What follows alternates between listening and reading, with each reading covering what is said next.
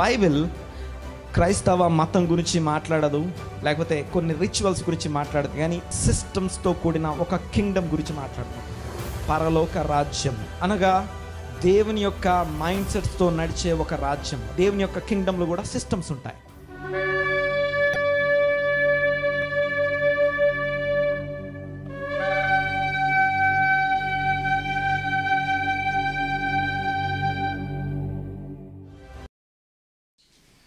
Shalom, praise the Lord. దేవునికి స్తోత్రం కలుగునుగాక.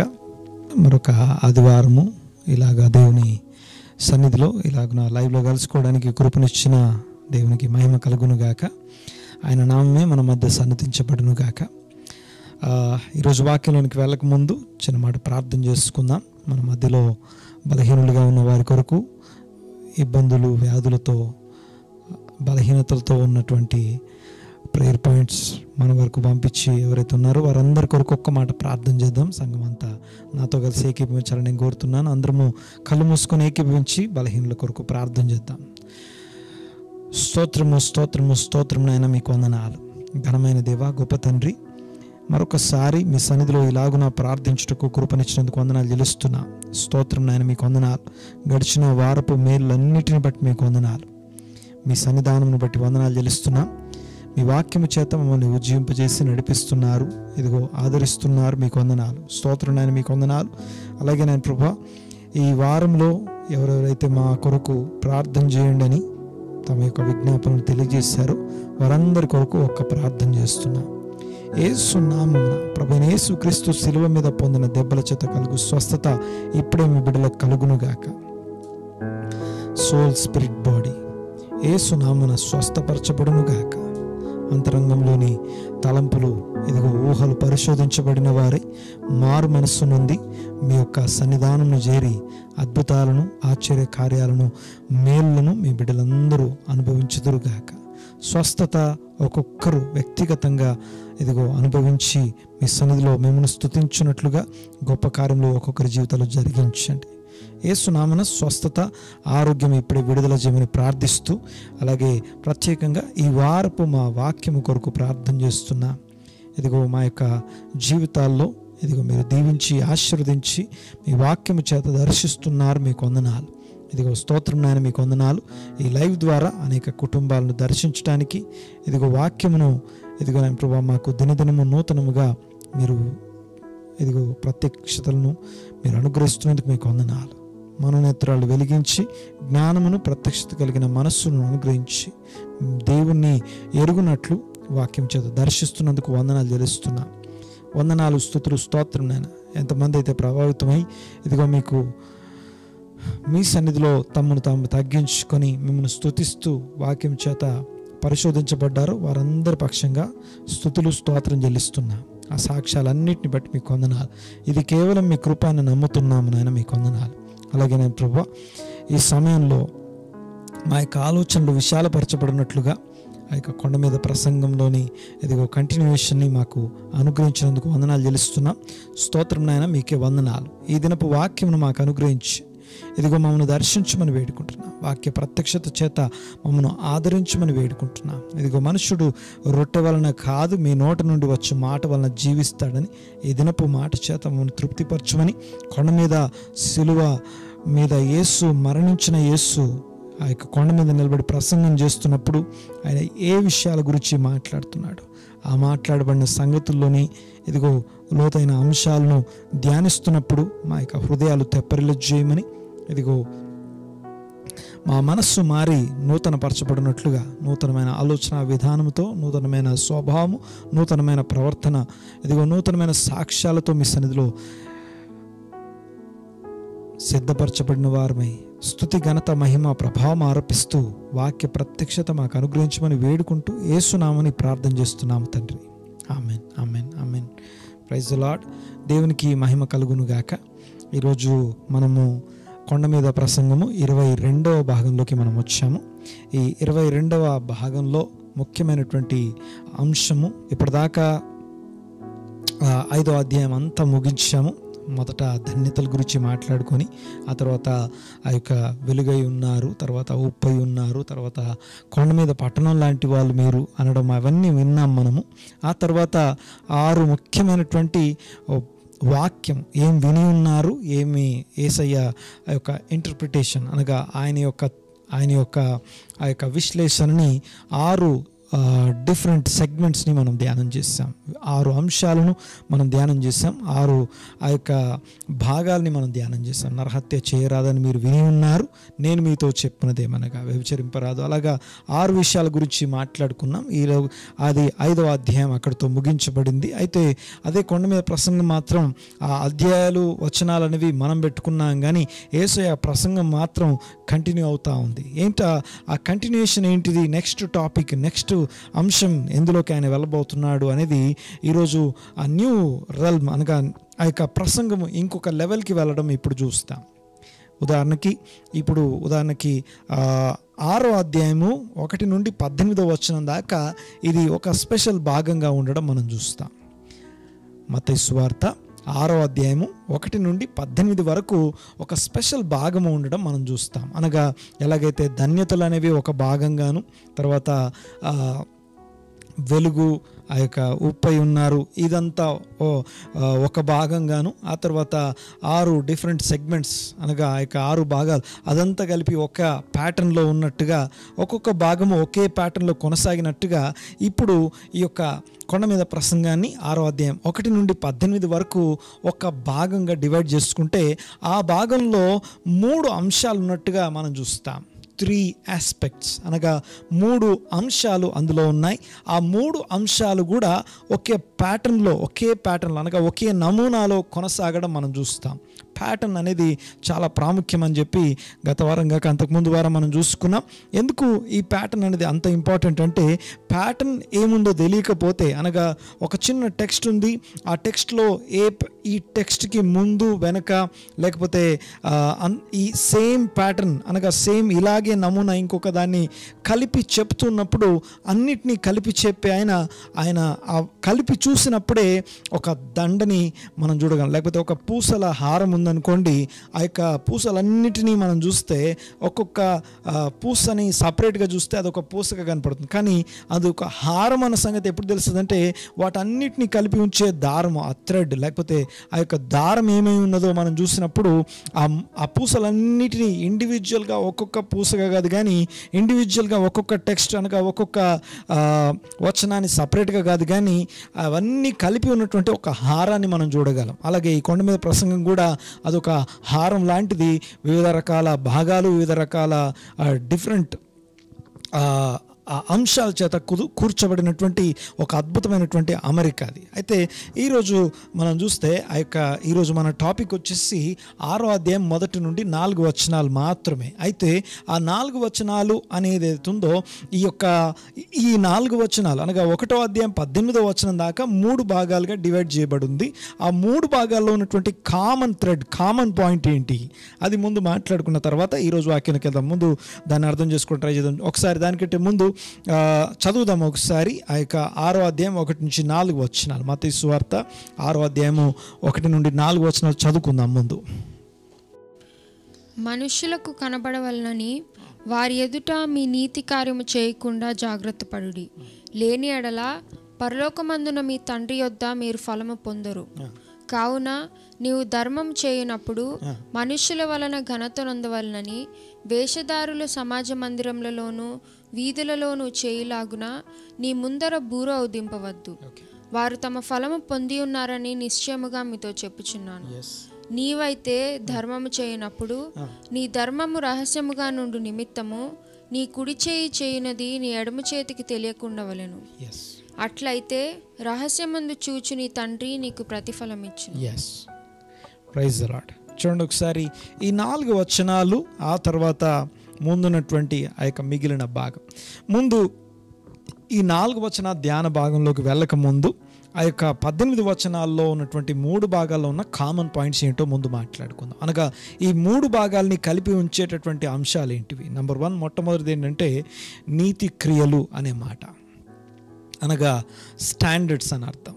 స్పిరిచువల్ స్టాండర్డ్స్, అనగా వ్యక్తులు ఎలాగా తమ యొక్క స్టాండర్డ్స్ కలిగి ఉంటారు అని తెలియజేసే విషయాలు, దాని గురించి మాట్లాడుతూ అందులో 3 ముఖ్యమైనటువంటి సంగతులు. ఒకటి ధర్మము అని మనకు తెలుగులో రాస్తుంది, బట్ ఇంగ్లీష్లో ఆర్మ్స్ అనే మాట, బట్ ఒరిజినల్గా హీబ్రూ భాషలో అయితే జదాకా అంటాం. అనగా ఇది చారిటీ అని అర్థం. అనగా ఏమంటామంటే బీదలకి, అవసరంలో ఉన్న వారికి ఇచ్చేది అని అర్థం ఇచ్చేదిలా కనపడుతుంది. ఇది మొదటి విషయము.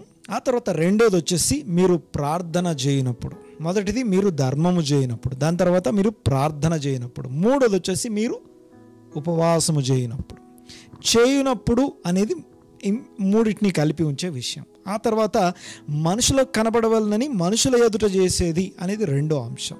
ఆ తర్వాత మూడో అంశం ఏంటంటే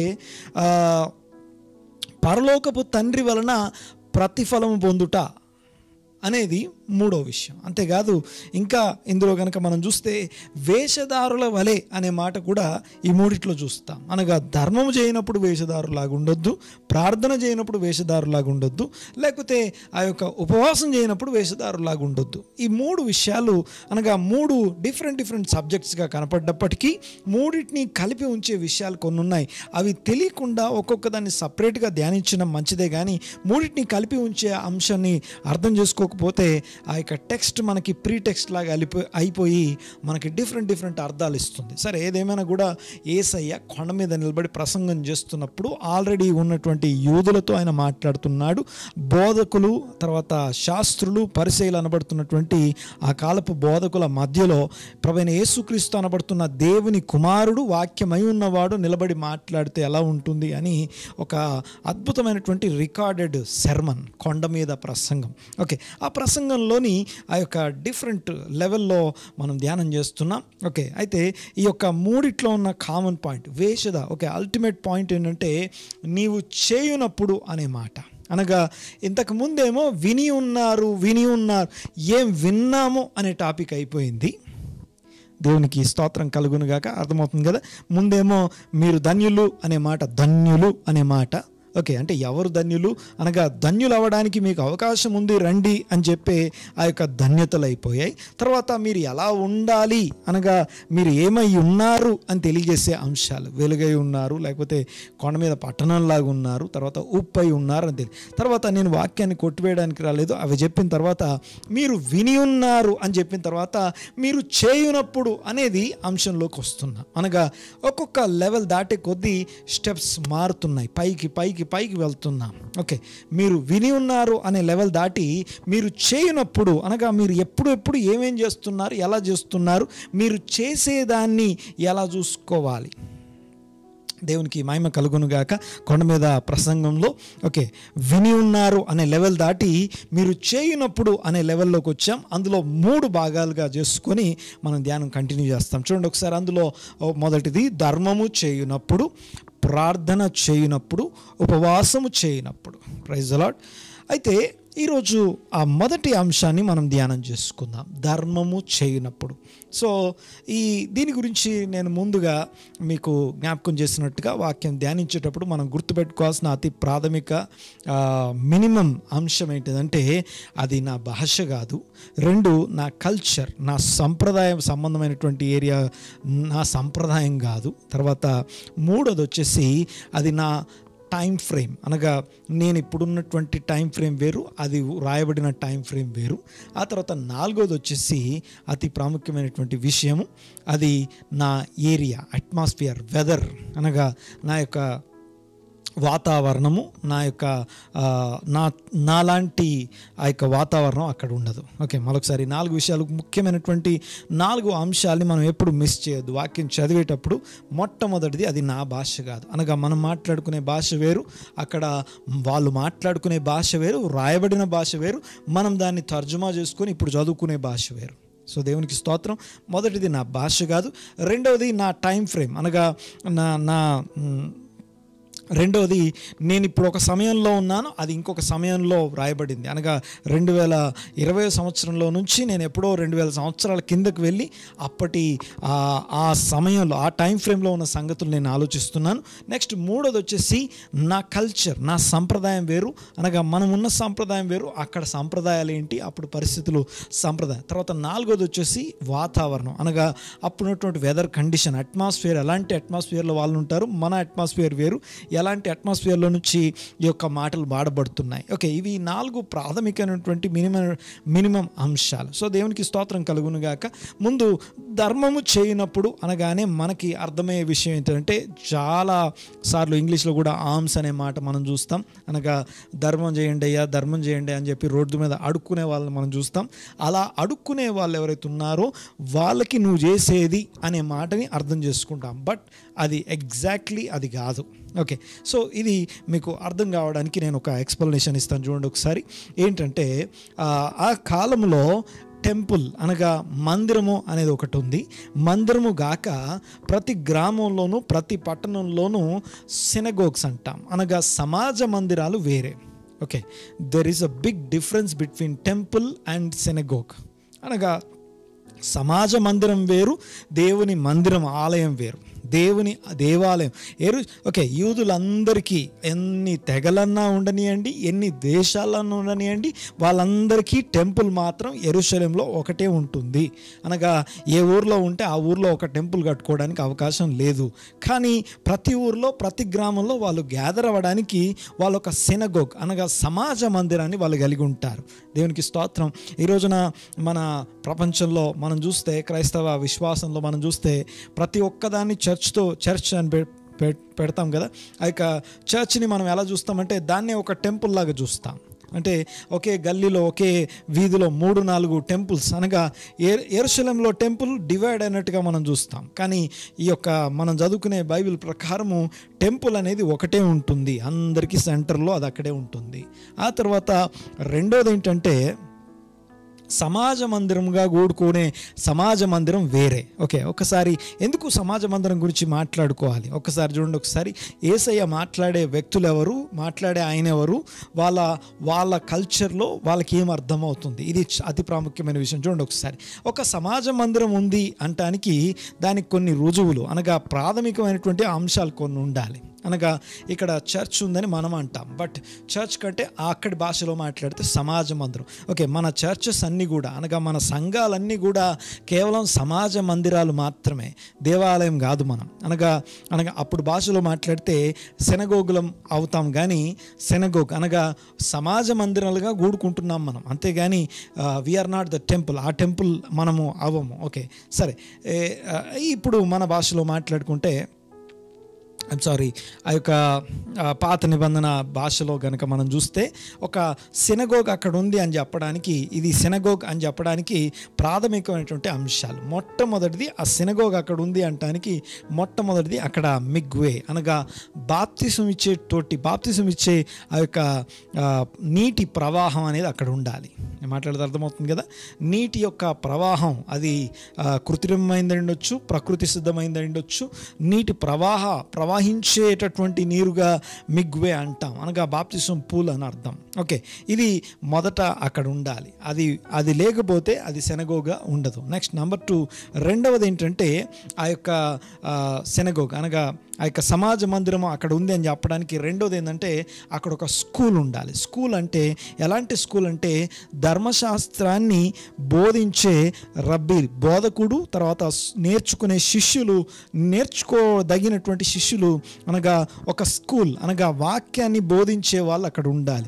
వాక్యాన్ని నేర్చుకునే స్టూడెంట్స్, నేర్పించే వాళ్ళు ఉండే ఒక రబ్బనికల్ టీచింగ్ కలిగినటువంటి ఒక స్కూల్ మాత్రం స్కూల్ ఉండాలి. నెంబర్ 1 బాప్తిసం పూల్ అక్కడ ఉండాలి.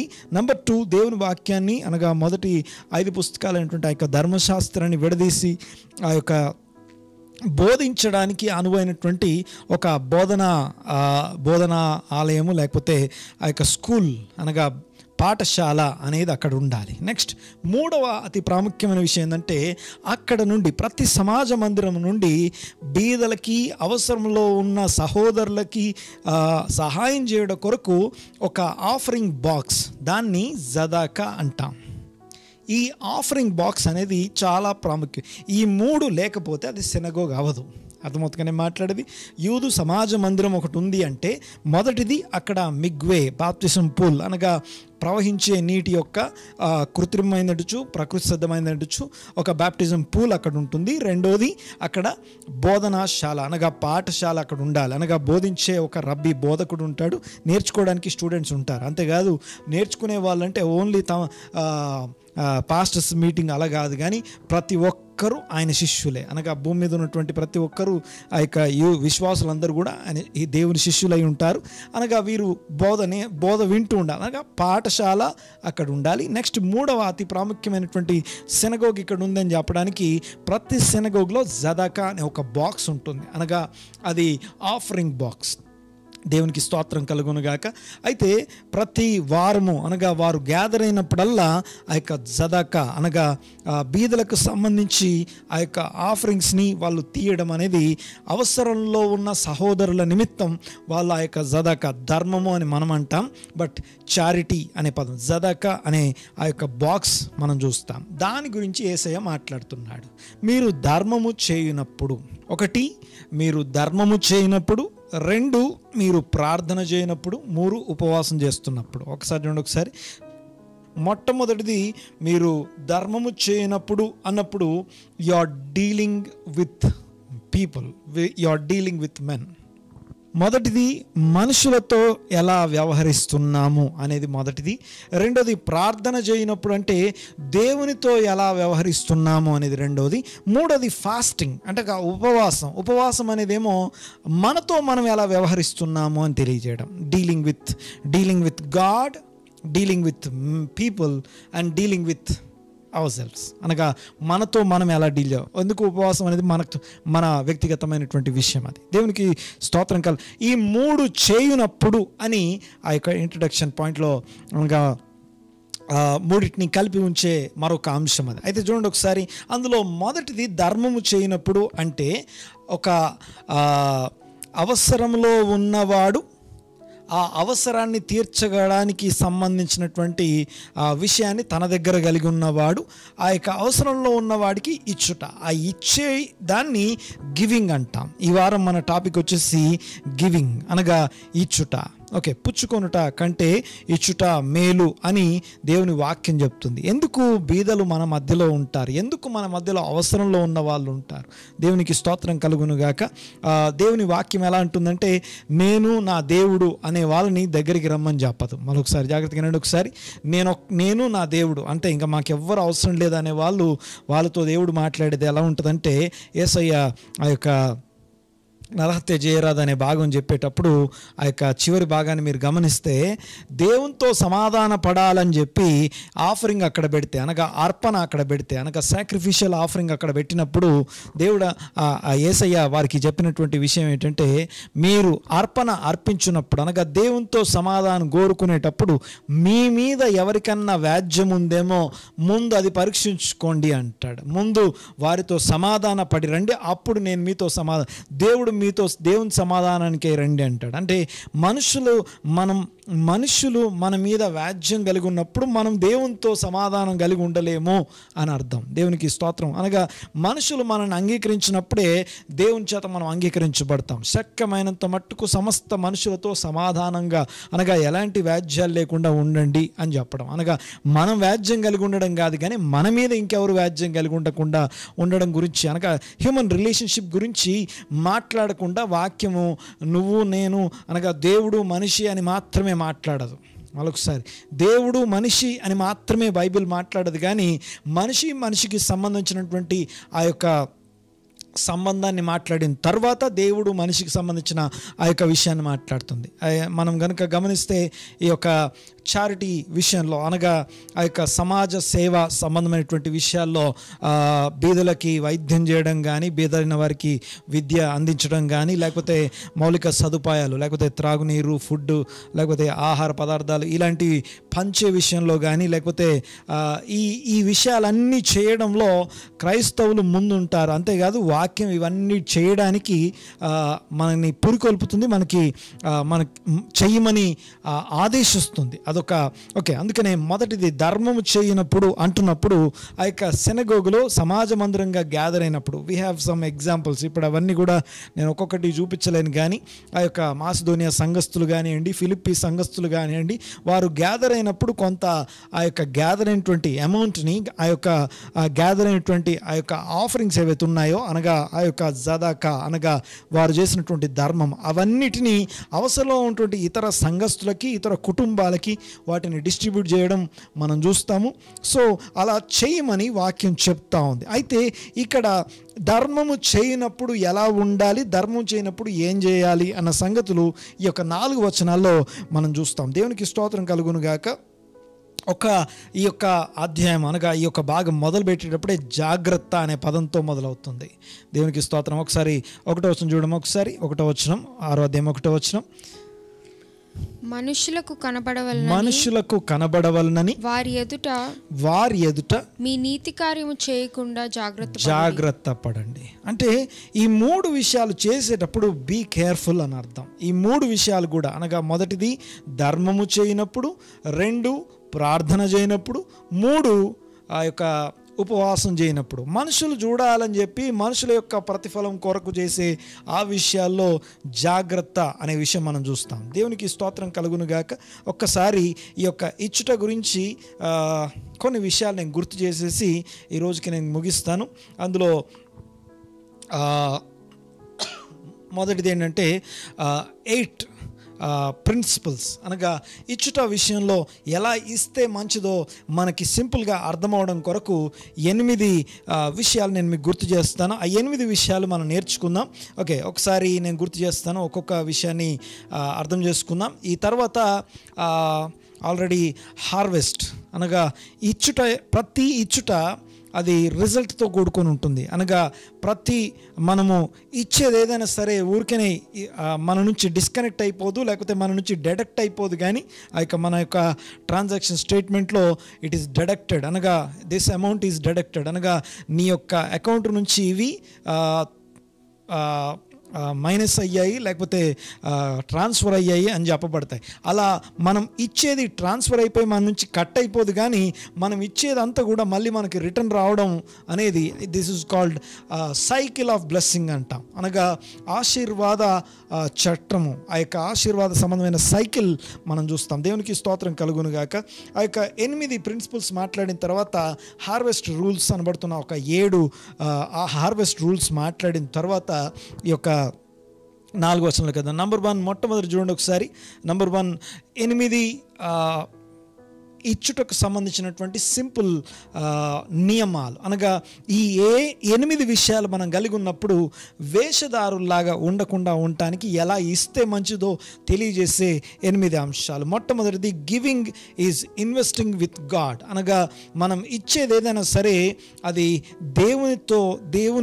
దేవునితో మనం పెట్టుబడి, అనగా ఇన్వెస్ట్మెంట్ కిందకి కౌంట్ చేయబడుతుంది. ఒకసారి 6వ అధ్యాయం 38వ వచనము, లూకా సువార్త 6వ అధ్యాయం 38వ వచనం చదువుదాం ఒకసారి. అక్కడ మనకు తెలుసు, చాలాసార్లు ఈ మాట మనము మాట్లాడుకుంటూ ఉంటాం. ఏంటంటే 6వ అధ్యాయం 38వ వచనం, క్షమించుడి అప్పుడు మీరు క్షమింపబడుదురు, ఇయ్యుడి 6వ అధ్యాయం 38వ ఇయ్యుడి అప్పుడు మీకు ఇయ్యబడును, అణచి కుదిలించి దిగజారునంతగా నిండు కొలతను మనుష్యులు మీ ఒడిలో గొలుస్తారు. అంటే నువ్వు ఇచ్చేది ఏదైనా మళ్ళీ నీకు రిటర్న్ వస్తుందన్నమాట. అంతేకాదు 2 కొరింథీ పత్రిక 9వ అధ్యాయం 6వ వచనంలో విస్తారంగా విత్తువాడు విస్తారంగా పంట కోస్తాడు అనే మాట మనం చూస్తాం. ఆ తర్వాత మొదటి అంశము, ఇచ్చుట అనేది ఇది దేవునితో పెట్టుబడికి సంబంధించింది. ఇన్వెస్టింగ్ విత్ గాడ్, దేవునితో కలిసి వ్యాపారం లాంటిది. ఆ తర్వాత రెండవది వచ్చేసి giving is to be A sacrificial, అనగా ఈ ప్రతి మనం ఇచ్చుట ఏదైతే ఉందో అది త్యాగపూరితమైంది, త్యాగభరితమైంది. అనగా నాకు అవసరం లేదు కాబట్టి ఇదిగో నేను ఇతరులకు ఇస్తున్నాను అని దాన్ని ఇచ్చుట కిందికి లెక్క పెట్టము. మరొకసారి జాగ్రత్తగా నేను చెప్పేది అర్థం చేసుకోండి. మా ఇంట్లో మేము యూజ్ చేయని వస్తువులు, మేము యూజ్ చేయని విషయాల్ని తీసుకెళ్ళి అవతల వేరే వాళ్ళకి ఇవ్వడం ఏదైతే ఉందో అలా ఇవ్వడం కిందికి కౌంట్ అవ్వదు. ఓకే, సో ఇచ్చుట అనేది ఏదైతే ఉందో మొదటిదేమో దేవునితో పెట్టుబడికి సంబంధించింది. రెండవది ఎలాంటిదంటే సాక్రిఫిషియల్, త్యాగపూరితమైంది, త్యాగభరితమైంది, అనగా త్యాగంతో కూడుకున్నది అని అర్థం. మూడోది వచ్చేసి giving is not related how much you have, అనగా నీకు కలిగి ఉన్న దాన్ని ఆధారం చేసుకొని ఇచ్చేదాన్ని ఇవ్వడము అనము. బైబిల్ ప్రకారము ఇవ్వడం గురించినటువంటి వచనాలు, ఆ యొక్క వచనాలన్నీ నేను ఇప్పుడు తీసి చూపించట్లేదు, కానీ ఒక 8 ముఖ్యమైన అంశాలు మీతో షేర్ చేయాలనుకుంటున్నాను. చూడండి ఒకసారి. మూడోది వచ్చేసి giving is not related to how much you have, నీవు ఎంత కలిగి ఉన్నావు అన్నదాన్ని ఆధారం చేసుకొని ఇచ్చేదాన్ని ఇవ్వడము అనము. ఆ తర్వాత నాలుగోది వచ్చేసి గివింగ్ కోరిలేట్స్ విత్ స్పిరిచువల్ రిచెస్, అనగా ఆత్మీయ సమృద్ధిని బట్టి, ఆత్మ సంబంధమైనటువంటి సమృద్ధిని బట్టి మన ఇచ్చుట ఆధారపడి ఉంటుంది. అంటే ఎవరు ఇవ్వగలరు అంటే ఆత్మ సమృద్ధి కలిగిన వారు ఇవ్వగలరు. దేవునికి స్తోత్రం కలుగునుగాక. చూడండి ఒకసారి, అది నాలుగోది. ఆ తర్వాత ఐదోది వచ్చేసి దేవునికి స్తోత్రం. ఒకసారి లూకా సువార్త 16వ అధ్యాయం 11వ వచనం చదువుదాము. ఒకసారి లూకా సువార్త 16వ అధ్యాయం 11వ వచనం చూడండి ఒకసారి.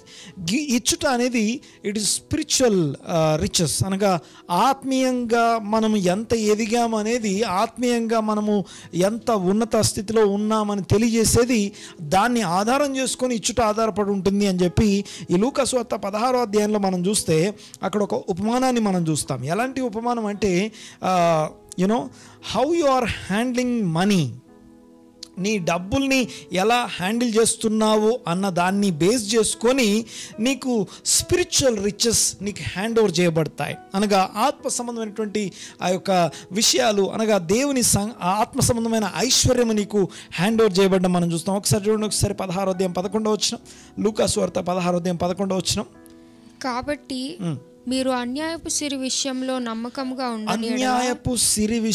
నమ్మకంగా ఉండకపోతే సత్యమైన ధనము అంటే which is nothing but the souls అని అర్థం, అనగా ఆత్మలు అని అర్థం. దేవునికి స్తోత్రం. చూడండి ఒకసారి, నువ్వు ధనాన్ని ఎలా హ్యాండిల్ చేస్తున్నావు అన్న దాన్ని బట్టి నీకు మనుషులు హ్యాండ్ ఓవర్ చేయబడతారు. ఓకే, ధనాన్ని ఎలాగా నువ్వు వ్యవహరిస్తున్నావు, అనగా నీ ధనముతో నువ్వు ఎలా వ్యవహరిస్తున్నావు అన్నదాన్ని బట్టి, నీ కలిగి ఉన్న దాన్ని బట్టి నువ్వు ఎలా వ్యవహరిస్తున్నావు అన్నదాన్ని బట్టి దేవుడు మీ చేతుల్లో, అందుకే 5 తలాంతులు కానీ 2 తలాంతులు కానీ ఆ యొక్క 1 తలాంతు ఆ యొక్క ఉపమానంలో మనం చూస్తాం. డబ్బుల్ని హ్యాండిల్ చేసిన దాన్ని బట్టి ఇదిగో ఇన్ని ఊర్లు నువ్వు వేలు అంటాడు, 5టిని 10 చేసిన వాడితో అంటాడు నీవు 5 పట్టణముల మీద అధికారివై ఉండు అంటాడు. 2టిని 4 చేసిన వాడితో అంటాడు ఇదిగో నువ్వు 2 పట్టణముల మీద అధికారి. అంటే 2 పట్టణములు అంటే ప్రజలు అని అర్థం. 2 పట్టణాల మీద ఏలిక చేయడానికి ఎలా చేయగలమంటే the way how you are handling your money, అనగా మన డబ్బును మనం ఎలా లెక్కిస్తున్నాం, మన డబ్బును ఎలా వ్యవహరిస్తున్నాం, మనకు దేవుడిచ్చిన డబ్బుతో ఎలా వ్యవహరిస్తున్నాం అన్న దాన్ని బట్టి దేవునికి స్తోత్రం కలుగునుగాక. ఆ యొక్క ఆత్మీయంగా మనకు మన ప్రత్యక్షత జ్ఞానమును ఆధారం చేసుకొని ఇచ్చుట అనేది ఉంటుంది అనేది ఆ యొక్క 4వ అంశం. తర్వాత 5వది వచ్చేసి giving is to be personally determined, అనగా వ్యక్తిగతంగా ఆత్మలో తీర్మానానికి సంబంధించినది, అనగా ఇచ్చుట అనేది వ్యక్తిగతమైనటువంటి అంశం. చూడండి ఒకసారి ఆ యొక్క 2వ కొరింథీ పత్రిక 9వ అధ్యాయంలో 7వ వచనం చదువుదాం ఒకసారి. 2వ కొరింథీ పత్రిక 9వ అధ్యాయం 7వ వచనంలో సో లెట్ హిమ్ గివ్ అనే మాట చూస్తాం. As every man purposes in his heart, సనుగు కొనుకయు బలవంతముగా కాకయు ప్రతివాడును తన హృదయములో నిశ్చయించుకున్నదా, అంటే నీ హృదయంలో నిశ్చయించుకున్న దాని మీద ఇచ్చుట అనేది ఆధారపడి ఉంటుంది. మరొకసారి గుర్తు చేస్తాను, చూడండి ఒకసారి. మొదటిది దేవునికి సంబంధించిన, దేవునితో మనం ఎవరికన్నా ధర్మము అనగా అవసరంలో ఉన్న వాడికి సహాయం చేస్తున్నామంటే నువ్వు వాడికి దేవుడు అవ్వట్లేదు. ఓకే, ఎందుకో ఇంకా ముందుకు వెళ్ళిన తర్వాత మనకు అర్థమవుద్ది. అవసరంలో వాడికి నేను సహాయం చేస్తున్నప్పుడు నేనేం వాడి మెస్ అయ్యాను కాదు, అనగా నేనేం వాడి క్రీస్తునవ్వను. అర్థమవుతుందనే మాట్లాడేది. తర్వాత చూడండి ఒకసారి, ఇక్కడ దేవుణ్ణి ముందు పెట్టి మనము ఆ సహాయం చేస్తున్నాం. దేవుడు నాకు ఇచ్చిన దాంట్లో నుంచి నేను దేవునికి ఇస్తున్నాను. రెండవది, అవసరంలో ఉన్న వాడి మీద నేను దయ చూపిస్తున్నాను, ఎందుకంటే దేవుడు నా మీద కృప చూపించాడు కాబట్టి. రెండవది వచ్చేసి గివింగ్ ఈజ్ సాక్రిఫిషియల్. ఎప్పుడైనా సరే ఇచ్చుట అనేది ఆల్వేస్ సాక్రిఫిషియల్, అనగా నాకు ఎక్కువైంది కాబట్టి, నాకు ఇది అవసరం లేదు కాబట్టి ఇచ్చేదాన్ని సాక్రిఫిషియల్ ఆఫరింగ్ అనము. ఆ తర్వాత మూడోది వచ్చేసి giving is related to giving is not related to how much you have, అనగా నీవు ఇంత కలిగి ఉన్నావు కాబట్టి ఇంత ఇవ్వాలి అని అలా చేసేది కాదు. అంటే అవసరాన్ని బట్టి రెస్పాండ్ అయ్యేది అని అర్థం. ఓకే, సో నీ దగ్గర ఉన్నదాన్ని బట్టి కాదు, అవసరాన్ని బట్టి రెస్పాండ్ అవ్వడం. ఆ తర్వాత నాలుగోది వచ్చేసి మన ఆత్మీయ అభివృద్ధి, అనగా ఆత్మీయంగా దేవుని గురించినటువంటి ప్రత్యక్షతల జ్ఞానాన్ని ఆధారం చేసుకొని మన ఇచ్చుట ఆధారపడి ఉంటుంది. ఆ తర్వాత ఐదోది వచ్చేసి వ్యక్తిగత నిశ్చయతకి సంబంధించింది. ప్రతి ఒక్కరము వారి వారి అంతరంగంలో వారు నిశ్చయించుకున్న దాన్ని బట్టి బలవంతముగా గాక ఎవరో ఫోర్స్ చేశారు కాబట్టి నువ్వు ఇయ్యాలి కాబట్టి కాదు, కానీ నిజంగా ఏమంటారు, ప్రేమతోని లేకపోతే నీ ఇష్టంతో ఇచ్చేది అని అర్థం. నీ తీర్మానం, నీ ఇష్టంతో, నీ విల్లింగ్నెస్తో ఇచ్చేది అని అర్థం. ఆ తర్వాత ఆరోది చూడండి ఒకసారి. ఆరోది ఏంటంటే మనం ఇచ్చేది ఏదైతే ఉందో నీ ఆలోచన బట్టి కాదు, కానీ అవసరానికి రెస్పాండ్ అయ్యేదాన్ని, అవసరానికి స్పందించడాన్ని ఇచ్చుట అనేది we are to give in response to need. ఏమన్నా అవసరాన్ని బట్టి స్పందించటం. దేవునికి స్తోత్రం కలుగునుగాక. ఆరోది వచ్చేసి అవసరాన్ని బట్టి మనం స్పందించాలి, అంతేగాని మన అభిప్రాయాన్ని బట్టి స్పందించడం కాదు, అవసరాన్ని బట్టి స్పందించడం. ఆ తర్వాత ఏడోది వచ్చేసి giving demonstrate love not law. Okay, ప్రేమ, నువ్వు ఎంత ప్రేమ కలిగి ఉన్నావు, నువ్వు ఎంత ప్రేమించేవాడు అనేది అర్థం చెప్పడానికి నువ్వు ఇచ్చుట అనేది తెలియజేస్తుంది. Okay, without giving we can't prove our love. మనము ఇచ్చుట చేయకపోతే మన ప్రేమను చెప్పలేం. అయితే ఇక్కడ చూడండి ఒకసారి, గివింగ్, మన ఇచ్చుట అనేది ప్రేమను డెమాన్స్ట్రేట్ చేస్తుంది, కానీ దేవుని ధర్మశాస్త్రాన్ని డెమాన్స్ట్రేట్ చేయదు. నాట్ ద రూల్స్ అండ్ లా, అనగా ఇదిగో నా దగ్గర ఇంత ఉంది, నేను ఇంత ఇవ్వాలి, ఇదిగో తీసుకొని వెళ్ళిపో, ఓకే ఇంతకంటే ఎక్కువ నేను ఇవ్వలేను. సో మనం ఇచ్చేది అవసరాన్ని తీర్చేది అయి ఉండాలి, అవసరానికి రెస్పాండ్ అయ్యేది అయి ఉండాలి. ఇచ్చేది ఎలా ఉండాలి అంటానికి సంబంధించిన ఈ యొక్క 8 నియమాల్లో 7వది లవ్ నాట్ లా. 8వది వచ్చేసి జనరస్ అంటాం. జనరస్ అంటే ఇది ఔదార్యానికి సంబంధించింది, ఉదార స్వభావానికి సంబంధించింది. దేవునికి మహిమ కలుగునుగాక. ఒక్కసారి ఈ యొక్క 8 విషయాల్ని గుర్తు చేసుకొని, these are the 8 simple principles to giving. ఆ యొక్క గివింగ్ అనబడుతున్నటువంటి ఆ యొక్క అంశానికి మనము వేషధారుల్లాగా ఉండకుండా మనము ఆ యొక్క దేవుని చిత్తానుసారంగా, వాక్యానుసారంగా ఇవ్వడానికి సంబంధించిన 8 అంశాలు. ఆ తర్వాత ఎందుకు ఇవ్వాలి, ఇచ్చేది ఎందుకు అనే దాని గురించి ఒక 7 హార్వెస్ట్ రూల్స్ని నేను గుర్తు చేస్తాను. యాక్చువల్లీ 2017-18 ప్రాంతంలో we have a big series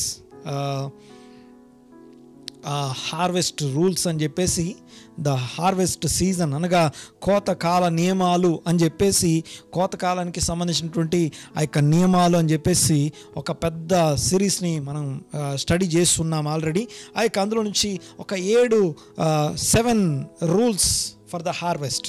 okay, ఆ యొక్క కోత అనగా నువ్వు విత్తింది ఎలా వస్తుంది, దేన్ని ఆధారం చేసుకొని వస్తుంది, ఎలా ఉంటుంది అని చెప్పడానికి సంబంధించిన 7 లాస్, హార్వెస్ట్ లాస్ అంటాం. ఆ యొక్క 7 నియమాలు నేను గుర్తు చేస్తాను. కోతకాల నియమాలు 7 నియమాలు. Okay, this is very very important. ఎందుకంటే ఇది నాట్ జస్ట్ అనగా దేవునికి స్తోత్రం. చూడండి ఒకసారి, ఇది కేవలము మినిస్ట్రీకి ఇవ్వడమే కాదు, అవసరంలో ఉన్నవాడికి ఇవ్వడమే కాదు, లేని వాడికి ఇవ్వడమే కాదు. ఓకే, మనం చేసే ప్రతి పనికి సంబంధించింది ఎవ్రీథింగ్. ఓకే, యూనో దాన్ని ఒక్కొక్క పాయింట్ నేను చెప్తా ఉన్నప్పుడు మీరు నోట్ చేసుకోండి. ఈ 7 అతి ప్రాముఖ్యమైన నియమాలు ఇవి అర్థమైతే మన లైఫ్ డిఫరెంట్గా ఉంటుంది. హార్వెస్ట్ రూల్ నెంబర్ 1 ఏంటిదంటే everything is sowing and reaping, అనగా ప్రతిదీ విత్తుట కోయిట. అంటే అర్థం ఏంటంటే నేనేం విత్తుతానో అదే అంటే విత్తుట కోయిట.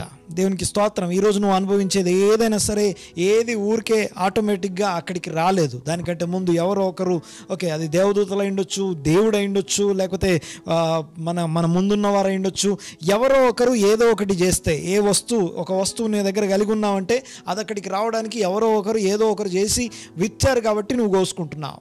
దేవునికి స్తోత్రం. ప్రతిదీ విత్తుట కోయిట, ప్రతిదీ. ఓకే, ఈ యొక్క యూనివర్స్, ఈ యొక్క మనం నివసిస్తున్న లోకంలో ప్రతిదీ విత్తుట కోయిట. ఈ యొక్క harvest rule number 1. Harvest rule number 2 ఏంటంటే మనం ఏ రకమైనది విత్తుతామో అదే రకం, సేమ్ కైండ్ అంటాం. సేమ్ కైండ్ విత్తుతాం. అంటే నువ్వు మామిడి విత్తనం విత్తితే కొబ్బరి చెట్టు రాదు, అనగా నువ్వు ఏం విత్తుతావో అదే, ఏ రకమైనది విత్తుతావో అదే రకమైనది వస్తుంది. ఓకే, తర్వాత next number 3 harvest rule number 3 ఏంటంటే నువ్వు ఈరోజు విత్తితే పొద్దున విత్తే సాయంత్రాన్ని కోసుకో. You will reap in a different season. అనగా విత్తే కాలం ఒకటి, కోసుకునే కాలం ఇంకొకటి. అనగా నువ్వు విత్తిన కాలంలోనే కొయ్యవు, అనగా ఈరోజు విత్తి నెక్స్ట్ సీజన్లో, అనగా కోత కాలం, విత్తే కాలంలో విత్తాలి, కోసే కాలంలో కోసుకుంటావు. ఒకవేళ పొద్దున విత్తాం సాయంత్రం వరకు రాలేదనుకోండి, డోంట్ వరీ, నువ్వు విత్తిన దాన్ని కోసుకోవడానికి దేవుడు ఇంకొక కాలాన్ని నిర్ణయించాడు. దేవునికి స్తోత్రం కలుగును గాక. Number 1, everything is sowing and reaping, అనగా ప్రతిదీ విత్తుట కోయిట అనే సిద్ధాంతం మీద ఆధారపడి ఉంది. రెండోది ఏంటంటే నువ్వు ఏ రకమైనది విత్తుతావో అదే రకమైనది వస్తుంది. నెక్స్ట్ మూడోది ఏంటంటే నువ్వు ఏ విత్తిన కాలంలోనే కొయ్యవు, విత్తిన కాలాన్ని దాటి కోయడానికి వేరే కాలం దేవుడు నిర్ణయించాడు. ఆ తర్వాత నాలుగోది వచ్చేసి యూనో దీన్ని ఏమంటామంటే మల్టిప్లైడ్ హార్వెస్ట్. చూడండి ఒకసారి, అంటే అర్థం ఏంటంటే నువ్వు ఎంత విత్తావో అంతే కోయవు. ఓకే, నేను మాట్లాడేది అర్థమవుతుంది కదా. ఏ రకమైనది విత్తావో అదే రకమైనది వస్తుంది, కానీ ఎంత విత్తావో అంతే కొయ్యవు. ఫర్ ఎగ్జాంపుల్, ఒక విత్తనం విత్తితే ఒక విత్తనమే బయటికి రాదు. ఒక చెట్టు వస్తుంది, ఆ చెట్టులో అనేకమైన విత్తనాలు ఉంటాయి, అనగా అనేకమైన ఫలాలతో కూడినటువంటి అనేక తరాలకి ఫలాలు ఇచ్చేదిగా మల్టిప్లై అయి వస్తుంది. అనగా ఫర్ ఎగ్జాంపుల్ ఇంకొక మాటలో చెప్పాలంటే 1 కిలో రైస్ని మనం విత్తామనుకుందాం, అనగా 1 కిలో బియ్యాన్ని 1 కేజీ బియ్యాన్ని మనం విత్తితే మనం రిటర్న్ దాదాపుగా 150 కిలోల రైస్ని మనం తీసుకుంటాం. అది అనగా 1 కిలో బియ్యము 150 కిలోల బియ్యాన్ని మనకు రిటర్న్ ఇస్తుంది. అంటే నువ్వు విత్తినంతనే రావట్లేదు, అది మల్టిప్లై అయ్యి వస్తుంది. అర్థమవుతుందని మాట్లాడేది. రూల్ నెంబర్ 4 ఏంటంటే నువ్వు ఎంత విత్తావో అంతే రాదు. అదే కాదు, మంచిదైనా చెడ్డదైనా నువ్వు విత్తినంతనే బయటికి రాదు. నువ్వు విత్తిన దానికి అది మల్టిప్లై అయ్యి కిలో రైస్ విత్తితే 150 కిలోల రైస్ నీకు రిటర్న్ వస్తాయి. బియ్యాన్ని మనం తీసుకోవచ్చు. ఆ తర్వాత రూల్ నెంబర్ 5 ఏంటంటే దీన్ని ఏమంటామంటే, ఈ రూల్ ఏంటంటే ప్రపోర్షనల్ హార్వెస్ట్ అంటాం. అనగా ప్రపోర్షనల్ హార్వెస్ట్ అంటే అర్థం ఏంటంటే అనులోమానుపాత కోత. అంటే కొన్ని ట్రాన్స్లేట్ చేస్తే ఎలాగో వినపడతాయి మనకి. చూడండి ఒకసారి, విషయం ఏంటంటే ప్రపోర్షనల్ హార్వెస్ట్ అంటే నువ్వు నీ విత్తనం యొక్క సైజుని పెంచితే, విత్తేదాని యొక్క ఆ యొక్క కొలమానాన్ని కనుక నువ్వు పెంచితే, కోసేదాని యొక్క కొలమానాన్ని కూడా నువ్వు పెరిగిపోతుంది. ఫర్ ఎగ్జాంపుల్, కిలో రైస్ విత్తితే 150 కిలోల రైస్ వస్తాయని చెప్పాను కదా. ఆ కిలో రైస్ని నువ్వు అర్ధ కేజీకి, అనగా సగం కిలోకి కనుక నువ్వు తగ్గిస్తే నువ్వు కోసేది కూడా 75 కిలోల రైసే నీకు వస్తుంది. అనగా అలా కాకుండా 1 కిలో రైస్ని నువ్వు డబుల్ చేసి 2 కిలోల రైస్ కనుక నువ్వు విత్తితే 150 కిలోలు వచ్చే హార్వెస్ట్ కాస్త 350 కిలోలుగా అది మారిపోతుంది. అంటే దీన్నే ప్రపోర్షనల్ హార్వెస్ట్. అంటే విత్తే సైజ్ని ఆధారం చేసుకొని కోసే సైజు ఆధారపడి ఉంటుంది. ఆ తర్వాత నెంబర్ 6 వచ్చేసి, 6ది వచ్చేసి ఫుల్ హార్వెస్ట్ అంటాం. ఫుల్ హార్వెస్ట్ అంటే ఫర్ ఎగ్జాంపుల్ విత్తాను కానీ నాకు ఏం రాలేదని చెప్పేసి చాలామంది కంప్లైంట్ చేస్తుంటారు. కానీ ఎందుకు రాలేదంటానికి కొన్ని కారణాలు ఉంటాయి. ఫుల్ హార్వెస్ట్ అక్కడ ఉంది, ఎక్కడికి పోలా. పదార్థం సృష్టించబడదు, నాశనం కాదు. ఎలాగో చూడండి ఒకసారి. ఇక్కడ మనం విత్తిన దాంతో పాటు మనకి పార్ట్నర్స్ని పెట్టుకొని ఉంటాం, సీక్రెట్ పార్ట్నర్స్ ఉంటారు. ఆ పార్ట్నర్స్ ఎవరంటే మిడతలు, చీడ పురుగులు, పసరు పురుగులు, ఆ తర్వాత ఈ యొక్క వీళ్ళందరూ పార్ట్నర్స్గా ఉండి నువ్వు విత్తిన దాని యొక్క పంటని వీళ్ళంతా షేర్ చేసుకున్న తర్వాత నీ దగ్గరకు వచ్చింది. నువ్వు అంటావు ఈ కొంచెం నేను ఎంతో విత్తాను, కొంచెమే మేము విస్తారంగా విత్తాం, కొంచెమే వండింది అని చెప్పి హగ్గై గ్రంథంలో మాట్లాడడం మనం చూస్తాం. అయితే ఆ యొక్క పాయింట్ ఏంటంటే నువ్వు ఈ హార్వెస్ట్ కొంచెమే వచ్చిందని చెప్పడానికి వీల్లేదు. యాక్చువల్గా ఫుల్ హార్వెస్ట్ దేవుడు ఇస్తాడు. దేవునికి ఒక పేరు ఏంటంటే ఆయన కోతకి యజమానుడు, ద లార్డ్ ఆఫ్ హార్వెస్ట్. అనగా హార్వెస్ట్కి ఎవరికి ఎంత హార్వెస్ట్ ఇవ్వాలో, ఎవరికి ఎంత ఆ యొక్క హార్వెస్ట్ని అనగా ఆ యొక్క కోతని ఇవ్వాలో ఆయనకి తెలుసు. దేవునికి స్తోత్రం. చూడండి ఒకసారి, ఆయన పేరే ద లార్డ్ ఆఫ్ హార్వెస్ట్, అనగా కోత యజమానుడు అని అర్థం. చూడండి ఒకసారి, ఈ యొక్క 6వ పాయింట్ ఏంటంటే ఫుల్ నువ్వు ఇంతే వచ్చిందని చెప్పినంత మాత్రాన అంతే రాలా, మిగతాది కూడా వచ్చింది. కానీ మిగతా వాళ్ళు ఎవరెవరు పంచుకున్న తర్వాత నీ చేతికి అది వచ్చింది. So the last and final important 7th rule, ఇచ్చుటకు సంబంధించినటువంటి 7th రూల్ ఏంటంటే this is very very important. చూడండి ఒకసారి, అప్పుడెప్పుడో మనం విత్తింది ఇప్పుడు మార్చలేము, దాని పంటను అనుభవిస్తున్నాం. విత్తాము, కోసుకుంటున్నాం. అది పాపం అయి ఉండొచ్చు, మంచిదై ఉండొచ్చు, చెడ్డదై ఉండొచ్చు, డబ్బులు అయి ఉండొచ్చు, ఏదైనా సరే విత్తాము, కోస్తున్నామండి. అయితే నువ్వు విత్తిన దాన్ని బట్టి ఇప్పుడు నువ్వు కోస్తున్నావు. ఓకే, అయితే ఈ కోసేదాన్ని మనం మార్చలేం, హార్వెస్ట్ని మనం మార్చలేం. కానీ మన ఫ్యూచర్ హార్వెస్ట్ని మార్చడం కోసం ఇప్పుడు మనం ఏం విత్తాలి అన్న దాని గురించి మనం ఆలోచించవచ్చు. ఈ యొక్క 7వ పాయింట్ ఏం చెప్తుందంటే 7th రూల్, ఇంపార్టెంట్ రూల్ ఏంటంటే నీ పాస్ట్ డెసిషన్ నేను ఇక్కడ తీసుకొచ్చి కూర్చోబెట్టింది. నువ్వు నీ గత కాలంలో నువ్వు తీసుకున్న నిర్ణయము ఇక్కడికి తీసుకొచ్చింది. అయితే ఇప్పుడు ఇక్కడ నుండి ఎక్కడికి వెళ్ళాలనేది ఇప్పుడు నువ్వు తీసుకున్న నిర్ణయము నిన్ను అక్కడికి తీసుకెళ్తుంది. దేవునికి స్తోత్రం. ఇప్పుడేం విత్తాలి నేను అనగా విత్తుట కోయుట అనేది ఇట్స్ అ పవర్ఫుల్ థింగ్. అది ఆ అంశాన్ని ఆధారం చేసుకొని అన్నీ నడుస్తున్నాయి. అయితే అలాంటిది ఈ ఇచ్చుట అనే క్రియ దగ్గరికి వచ్చినప్పుడు మనం ఎలా ఉండాలో మన ప్రభువు కొండ మీద నిలబడి మాట్లాడుతున్నాడు. చూడండి ఒకసారి, అక్కడ మాట్లాడుతున్నటువంటి అంశాన్ని గుర్తు చేసేసి క్లోజ్ చేస్తాను. చూడండి ఒకసారి, అతి ప్రాముఖ్యమైనటువంటి 2వ వచనం నుంచి 2, 3, 4 వచనాలు ఒకసారి చదువుదాం. ఒకసారి 2, 3, 4 వచనాలు.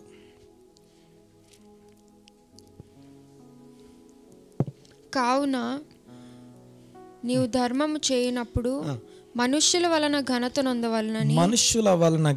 పొందవలనని వేషధారులు సమాజ మందిరములలో వీధులలోను చేయులాగున నీ ముందర బూర ఊదించుకోవద్దు. ఓకే, వై బూర ఊదించుకోవడం అంటే అర్థం ఏంటి? బూర ఊదించుకోవడం అంటే అర్థం ఏంటి? దేవునికి స్తోత్రం కలుగును గాక. బూర ఊదించుకోవడం అనే అంశాన్ని ఒకసారి చూద్దాం. చూడండి ఒకసారి, ప్రభువైన యేసుక్రీస్తు భూమి మీదకి వచ్చే ముందు బూర ఊదబడుతుంది. కడబూర మ్రోగును అనే మాట మనకు తెలుసు. ఆయన రాకడ మనకు తెలుసు. బూర మోగింది అంటే యేసయ్య వస్తాడు అని అర్థం. అయితే ఇక్కడ యేసయ్య కొండ మీద నిలబడి ప్రసంగం చేస్తున్నప్పుడు మీరు ధర్మం చేసేటప్పుడు బూరలు ఊదించుకోకండి అని. చాలామంది దీన్ని ఇంటర్ప్రిట్ చేస్తూ సిల్వర్ ట్రంపెట్స్ గురించి మాట్లాడుతూ ఎవరన్నా ఆ యొక్క ధర్మం చేసేటప్పుడు అనగా చారిటీ ఇచ్చేటప్పుడు అనగా ఆ యొక్క బీదలు లేకపోతే అవసరంలో ఉన్న వారికి ధర్మం చేసేటప్పుడు బూరలు ఊదించుకునే వాళ్ళు అని. నో, నిజానికి మీనింగ్ అది కాదు. అలంకార రూపకంగా ఈ యేసయ్య మాట్లాడుతున్నాడు. ఎందుకు ఇది అలంకారము అనే మాట దాన్ని ఇంటర్ప్రిట్ చేస్తూ దానికి ఏమంటారు కాంట్రాస్ట్గా నెక్స్ట్ టాపిక్ అనగా అదే అంశాన్ని ఆయన వివరించడం కోసం నెక్స్ట్కి వెళ్ళి ఏం మాట్లాడుతున్నాడు ఒకసారి చూడండి. ఒకసారి కంటిన్యూ అమ్మా. బూరలు ఊదించుకోదు. మళ్ళీ ఒకసారి ఫస్ట్ నుంచి 2వ వచనం. కావున నీవు ధర్మము చేయనప్పుడు మనుష్యుల వలన ఘనత పొందవలనని వేషధారులు సమాజ మందిరములలోను వీధులలోను చేయులాగున మీ ముందర బూర ఊదించుకోవద్దు. తర్వాత వారు తమ ఫలము పొంది ఉన్నారు. నిశ్చయముగా మీతో చెప్పుచున్నాను, నీవైతే ఇప్పుడు ఆ వాక్యం వింటున్న వారితో మాట్లాడుతున్న మాట, ఈరోజు వింటున్న మనతో మాట్లాడు. నీవైతే ధర్మము చేయనప్పుడు నీ ధర్మము రహస్యముగా ఉండాలి. నీ కుడి చేయి చేయునది రహస్యముగా ఉండాలి. రెండోది, నీ కుడి చేయి చేయునది నీ ఎడమ చేతికి తెలియకుండా. ఓకే, ఒక్కసారి కుడి చేయి చేసేది ఎడం చేతికి తెలియకుండా ఎలా ఉంటుంది? అది ఎలాగైతే అలంకార రూపకంగా వాడబడిందో, బూరలు ఊదించుకొనుట అనేది కూడా అలంకార రూపకంగానే వాడబడింది. అర్థమవుతుందని మాట్లాడేది. ఓకే, ఇవి రెండు ఒకదానికొకటి ఇలా ఉండకుండా ఇలా ఉండండి అని చెప్పడానికి ఒక అలంకార రూపకంగా చెప్పబడిన విషయాలు మాత్రమే, అంతేగాని బూర ఊదడం అని కాదు. ఓకే, ఎందుకు బూరలు అనే సబ్జెక్ట్ వచ్చింది ఒకసారి నేను చెప్తాను, జ్ఞాపకం చేస్తాను. చూడండి ఒకసారి. యేసయ్య, మెస్సయ్య, రక్షకుడు అంటాం. ఓకే, రక్షకుడు రెండోసారి ఎందుకు వస్తాడు అంటే విమోచించడానికి వస్తాడు. తన ప్రజలను విమోచించడానికి, ద రియల్ రెడెంప్షన్ అంటాం. ఆ యొక్క కడవరి విమోచన అంటాం. అనగా కడవరి విమోచన కొరకు ఆయన వస్తాడు. అనగా విమోచించడానికి వచ్చే మెస్సయ్య రాకముందు బూర ఊదబడుతుంది. అయితే ఈ ధర్మం చేసేవాడు, అనగా ఈ యొక్క జదక, లేకపోతే ఆ యొక్క అవసరంలో ఉన్న వాడిని నేను విడిపిస్తున్నానని చెప్పి ఆ విడిపించే వాడికి వీడు మెస్సయ్యగా తయారైపోతాడు. అందుకని బూర ఊదుట అనే పదాన్ని అక్కడ యేసయ్య మెన్షన్ చేస్తున్నాడు. అనగా మీరు ఇచ్చేటప్పుడు బూరలు ఊదించుకోకండి. అంటే బూరలు ఊదించుకోవడం అంటే అర్థం ఏంటంటే ప్రచారం చేయించుకోకండి. చాలా సంఘాల్లో కానీ చాలాసార్లు నేను ఇంత ఇస్తున్నాను, నన్ను పట్టించుకోలేదు, ఇంత ఇస్తున్నాను, నా పేరు చెప్పలేదు, సో ఇచ్చిన వాళ్ళు గౌరవించబడాలి, ఘనత కోరుకోవాలి, మనుషుల నుంచి ఘనత కోరుకోవాలి, మనుషులు నన్ను పట్టించుకోవాలి, మనుషులు నాకు ఆ యొక్క ఆధిక్యతలు ఇవ్వాలని ఎదురు చూస్తుంటారు. కానీ అసలు విషయం ఏంటంటే నువ్వు ఇచ్చేటప్పుడు ఎలా ఉండాలి అంటే కుడి చేత్తో నువ్వు ఇచ్చేది నీ ఎడం చేతికి కూడా తెలియకూడదు. It is impossible. కానీ అసలు దాని అర్థం ఏంటి, దీని అర్థం ఏంటి, దాని అర్థం ఏంటి, రెండింటిని కాంట్రాస్ట్, అనగా ఆ రెండింటిని ఒకసారి కంపేర్ చేసుకుందాం. చూడండి ఒకసారి. విషయం ఏంటంటే కుడి చేత్తో ఇచ్చేది ఎడం చేతికి తెలియకూడదు అంటే దాని అర్థం ఏంటంటే నీ మైండ్లో రీజనింగ్, అనగా మైండ్కి తెలియకుండా, నీ యొక్క బ్రెయిన్కి తెలియకుండా, బ్రెయిన్ కంట్రోల్ లేకుండా నీ బాడీ అంతా కూడా ఆ యొక్క బ్రెయిన్ కంట్రోల్ ఎలాగ ఉంటుందో, అనగా ఆ యొక్క నీ శిరస్సు చేత నీ యొక్క బాడీలో ఉన్న అవయవాలన్నీ, నీ యొక్క శరీరంలోని అవయవాలన్నీ ఎలాగ ఆర్గనైజ్ చేయబడతాయో, అనగా ఎవరి పనాలు చేసే విధంగా ఆ యొక్క శిరస్సు ఎలా ఆర్గనైజ్ చేస్తుందో, ఆ యొక్క శిరస్సులో లాజికల్గా లెక్కలేసుకొని తర్వాత ఆ యొక్క రీజనింగ్, ఓకే ఇంత ఉంది, ఇంత ఇచ్చాను అని మెడిటేట్ చేస్తాం చూసారా. అనగా ఈ కుడి చేయికి ఇచ్చింది ఎడం చేయికి తెలియకూడదు అంటే నీ మైండ్లో నుంచి అది ఫర్గెటబుల్, అనగా మరోబడేదిగా ఉండాలి. నువ్వు ఇచ్చేది మరువబడేదిగా ఉండాలి అని చెప్పడానికి యేసయ్య ఆ పదాన్ని వాడుతున్నాడు. లిటరల్గా మరువబడాలి, అనగా ఏది మరుస్తాం మనం, ఏది మర్చిపోతామంటే మనం దేన్నైతే ధ్యానం చేయమో, దేని మీదైతే మనం దృష్టి పెట్టమో, దేని మీదైతే మనము ఇది నాకు అవసరమైందిగా భావించమో దాన్ని మనం ధ్యానించము, దాన్ని మనం గుర్తుపెట్టుకోం.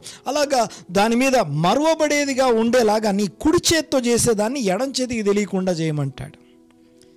దేవునికి స్తోత్రం. అవసరంలో ఉన్న వారిని మనము ఆదుకోవాల్సినటువంటి బాధ్యత ప్రతి విశ్వాసి మీద ఉంది. అనగా అలా చేయడం అనేది మనకు విధించబడినటువంటి ధర్మము. అంతేకాదు it's a spirit of the law, అనగా అందులో దేవుని ఆత్మ నియమం అందులో దాగి ఉంది.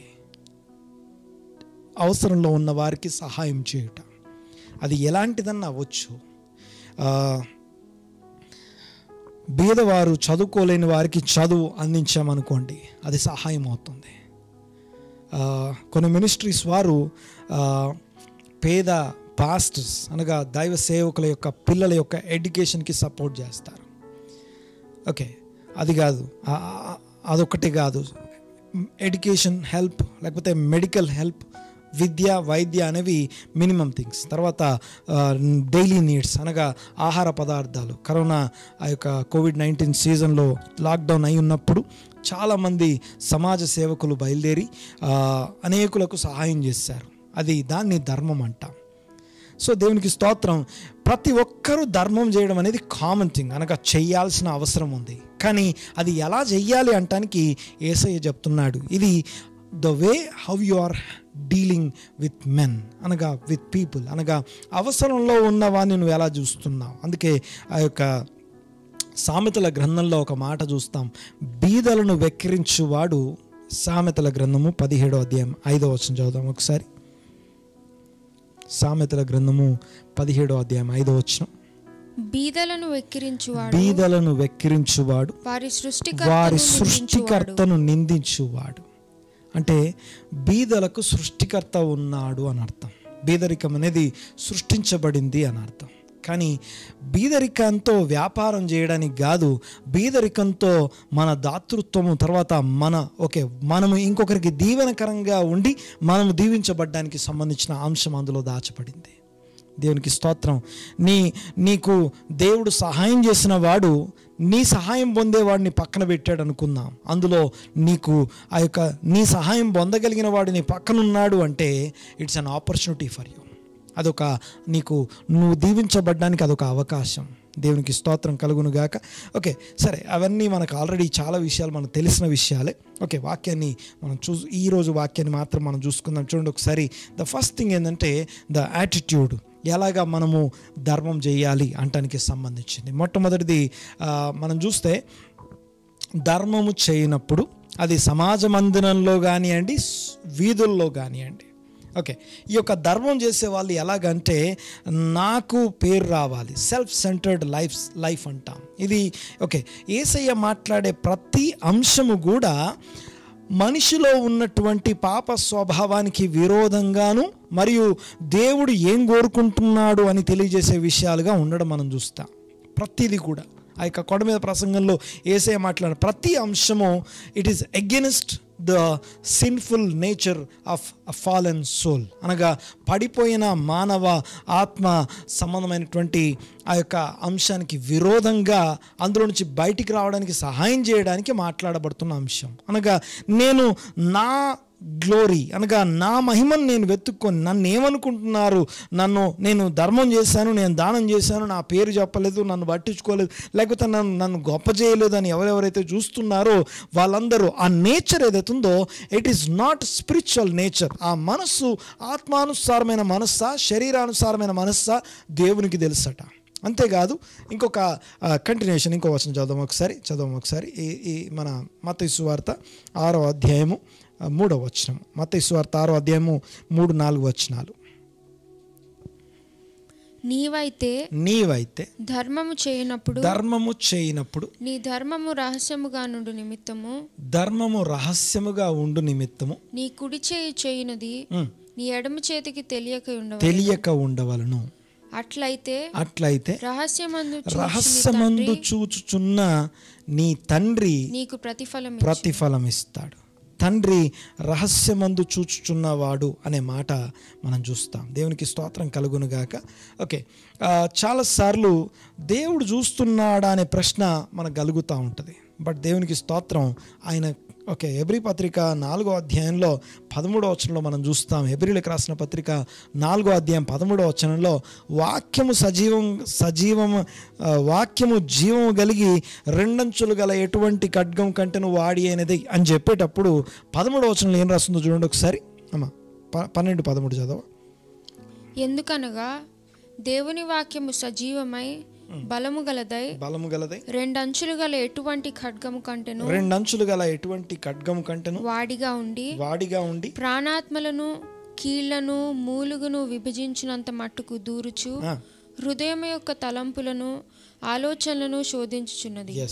మరియు ఆయన దృష్టికి కనబడని సృష్టము ఏదీ లేదు.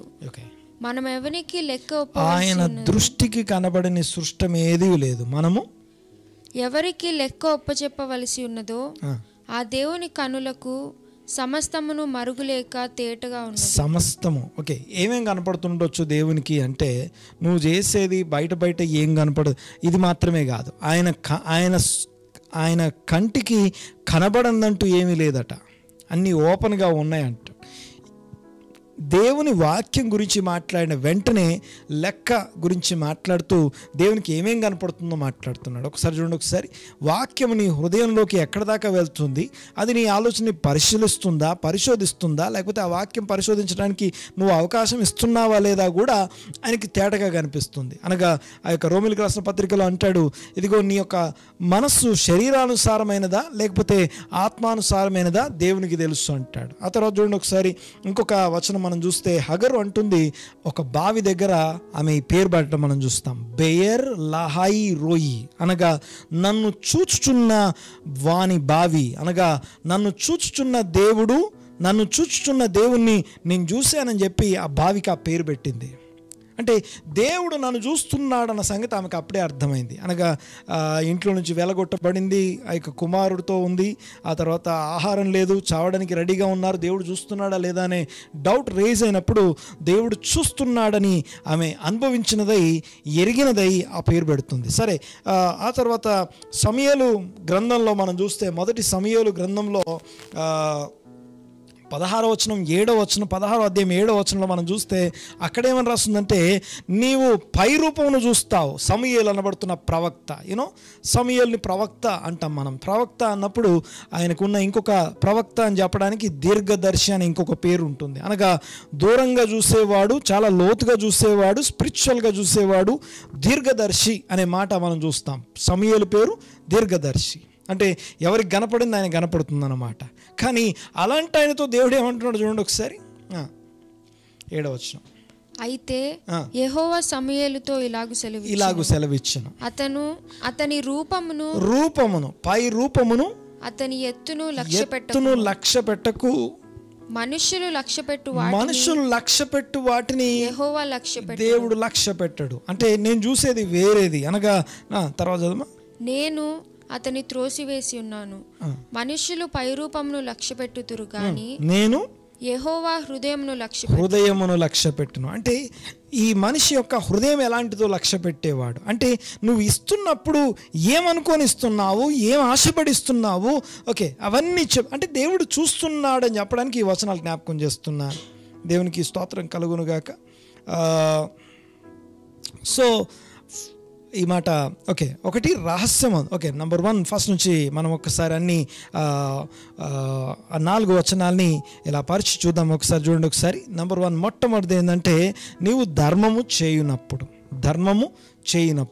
చేయనప్పుడు ఎలా ఉండాలి అనగా, బూరలు ఊదించుకొని ఆ యొక్క నీ ధర్మం పొందే వాళ్ళకి నువ్వు మెస్సయ్యవి నువ్వు కావద్దు అని చెప్తున్నాడు. నువ్వు వాడికి దేవుడుగాను, నువ్వు వాడికి రక్షకుడుగాను, నువ్వు వాడికి విమోచకుడుగా మారొద్దు అనేది ఆ యొక్క బూరలు ఊదించుకోవడం అంటే అర్థం ఏంటంటే సెల్ఫ్ సీకింగ్, అనగా ప్రచారం చేయించుకోవడం, అనగా పేర్లు పెద్దగా అందరికీ కనపడేలాగా గొప్పగా తమ గొప్పతనం కొరకు ఇవ్వడం, అనగా నేను ఇంత ఇస్తే నాకు ఇంత పేరు వస్తుంది కాబట్టి ఇవ్వడం అన్నమాట.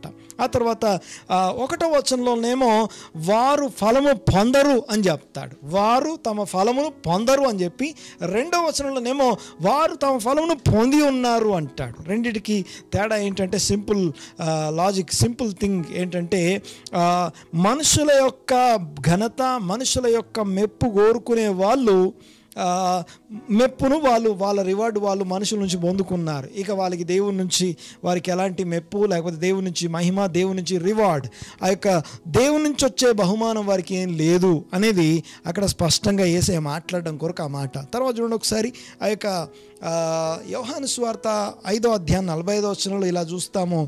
జాన్ 5:45లో అక్కడేందంటే, మనుషుల వలన, అద్వితీయ దేవుని వలన వచ్చు మెప్పును మీరు కోరక, మనుషుల వలన ఒకని వలన ఒకడు మెప్పుకోరు, మీరు ఎలాగూ విశ్వసింపగలరు అంటాడు. ఒకసారి చదవమా, 5వ అధ్యాయం 45వ వచనం. అద్వితీయ దేవుని వలన వచ్చు మెప్పును కోరక ఒకని వలన ఒకడు మెప్పు పొందుచున్నా. అంటే దేవుని నుంచి వచ్చే ప్రతిఫలము, దేవుని నుంచి వచ్చే మెప్పు, దేవుని నుంచి వచ్చే మహిమ, దేవుడు మనకిచ్చేటటువంటి ఘనతని గాక మనుషులు ఏం కోరుకుంటున్నారో అవి వెతుక్కునే వారులారా మెప్పు పొందుచున్న మీరు ఎలాగు నమ్మగలరు, ఎలాగూ విశ్వసించగలరు. అంటే ఒకరు విశ్వసించాలంటే కూడా దేవుడు చూస్తున్నాడు, దేవుడు ప్రతిఫలం ఇస్తాడు అని ఆలోచించేవాడు అని అర్థం. తర్వాత చూడండి ఒకసారి, ఓకే, బూరలు ఊదించుకోకండి. తర్వాత ఎలాగ ఉండాలి అంటే, నువ్వు చేసే ధర్మము ఒకటి రహస్యంగా ఉండాలి, అనగా సీక్రెట్గా, అంటే అందరికీ కనపడేలాగా చేయకండి, సీక్రెట్, రహస్యము. రెండవది వచ్చేసి నీ కుడి చేతితో చేసేది ఎడం చేతికి తెలియకూడదు. అంటే అర్థం ఏంటంటే, నీ మైండ్లో దాని మీద ధ్యానము, లెక్కలు వేసుకొని, రీజనింగ్ చేసుకొని, ఇంత ఇచ్చాను అని చెప్పి ఊరికే లెక్కలు వేసుకోవద్దు అని అర్థం. చాలాసార్లు మెడిటేట్ చేస్తూ ఉంటాం, చాలాసార్లు మెడిటేట్ చేసి ఆ యొక్క, అంటే కుడి చేతికి ఇచ్చేది ఎడం చేతికి తెలియకూడదు అంటే రహస్యంగానే ఇచ్చామని అనుకుంటాము, రహస్యంగానే ఎవరికి చెప్పుకోం, కానీ లెక్కలు మాత్రం వేసుకుంటూ కూర్చుంటాం.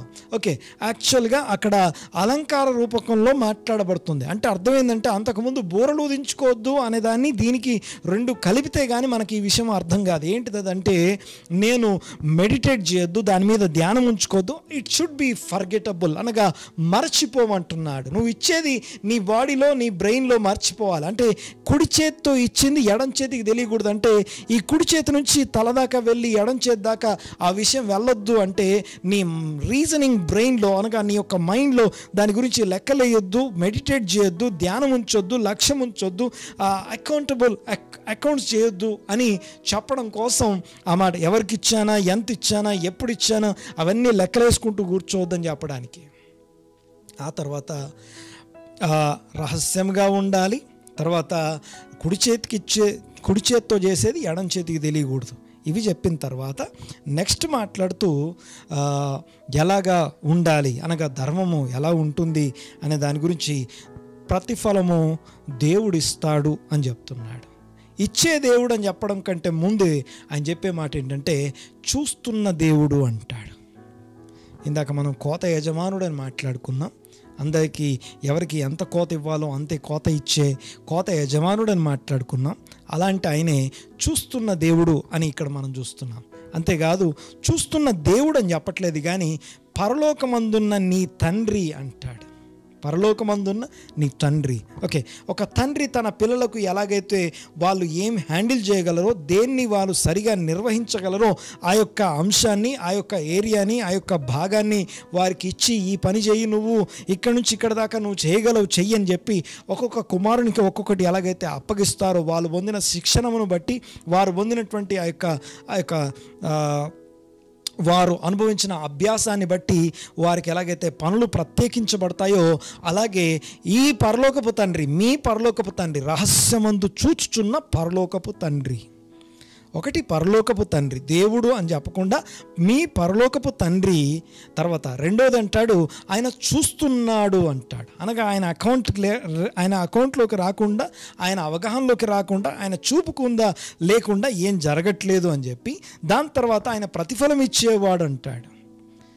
ఆయన వలన మనం ప్రతిఫలం పొందుతాము అని ఈ యొక్క మొదటి భాగాన్ని చెప్తూ, చివరిగా ఫైనల్గా డోంట్ బీ హిపోక్రిట్, అనగా ఒక వేషధారిలాగా నువ్వు ఉండొద్దు అని చెప్పి ఆ యొక్క భాగాన్ని క్లోజ్ చేయడం మనం చూస్తాం.